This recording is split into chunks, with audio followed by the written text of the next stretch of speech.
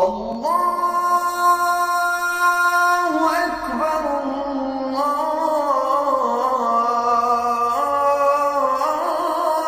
الله أكبر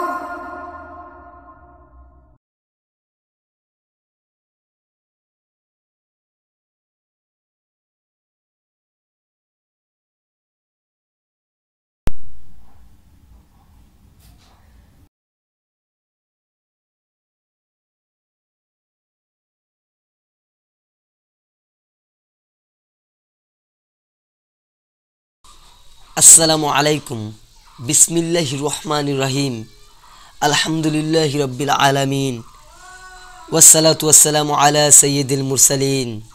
তো প্রিয় দর্শক, আজকে আমি যে দোয়াটি নিয়ে আলোচনা করব এটা খুবই সুন্দর একটি দোয়া।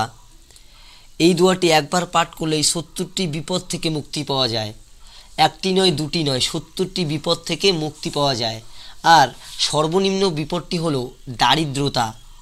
তো আমরা অনেকেই অভাবগ্রস্ত অনটনের মধ্যে আছি, তাহলে আমরা এই আমলটি তার জন্যেই, তারা এই আমলটি করতে পারেন। তো আপনারা বুঝতে পারছেন, সর্বনিম্ন বিপদটি যদি দারিদ্রতা হয় তাহলে বাকি বিপদগুলো কতটা ভয়ঙ্কর হতে পারে। তো আমরা এই ছোট্ট দোয়াটির মাধ্যমে যদি ৭০টি বিপদ থেকে মুক্তি পেতে পারি, তাহলে এই আমলটি আমরা সবাই মিলে করার চেষ্টা করব। হযরত আবু নাঈম ও ইবনে আবি সায়রা রহমাতুল্লাহ আলাইহি একটি আমলের কথা বর্ণনা করেছেন। তারা বলেন, যে ব্যক্তি নিম্নের দোয়া একবার পাঠ করবে, ১০০ বার নয়, ১০০০ বার নয়, লক্ষ বার নয়, মাত্র একবার, আল্লাহ তাআলা তার ৭০টি বিপদ থেকে দূর করে দেবেন। আর সর্বনিম্ন বিপদ হলো দারিদ্রতা। আর অন্য অন্য বিপদগুলো এর চেয়ে অনেক বড় বড়। যে ব্যক্তি এই দোয়ার আমল করবে, আল্লাহ তাআলা তার এসব বিপদ দূর করে দেবেন।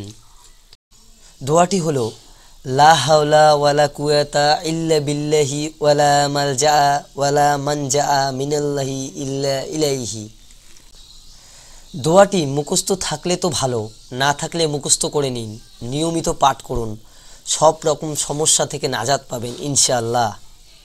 তো দোয়াটি আপনারা সবাই মিলে করার চেষ্টা করুন এবং অন্য বন্ধু বান্ধবদেরকেও শেয়ার করুন, যাতে সবাই এই ভিডিওটি দ্বারা উপকৃত হতে পারে। এই আমলটি করার নিয়ম, আপনি ফজর নামাজের শেষে এই আমলটি করতে পারেন, তাহলে ফল ভালো পাবেন এবং আপনি এই আমলটি দ্বারা খুবই উপকৃত হবেন।